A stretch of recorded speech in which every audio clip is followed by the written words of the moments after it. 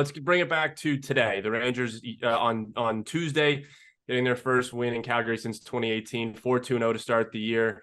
What do you make of the Peter Laviolette Rangers? Well, I think that they desperately needed some type of structure in the way they play the game, and that structure had to be based on the ability to play playoff hockey. Obviously, after what happened last season, and even the season before, I mean, let's be honest, they went to the Eastern Final, but they beat a third-string goalie and a second-string goalie. They beat a Pittsburgh team that just lost Sidney Crosby. And in their losses, they were outstructured in a big way. If you remember the Carolina games, I think that series, the home team won all of the first 6 games. And the games in Carolina were just manhandled in terms of structure. So I think Laviolette was a necessary hiring. Even if it wasn't Laviolette, it had to be somebody who would instill a system that you can play in the playoffs. They didn't have that under Gerard Gallant. I think he was a good coach. I think that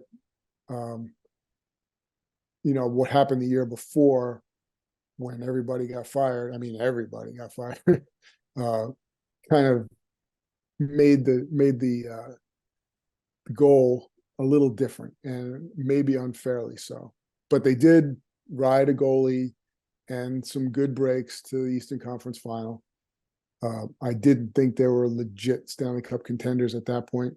I had thought maybe last year they could have been a little closer, but they certainly fell flat on their faces in the first round, especially in Game 7. And now I think they're close.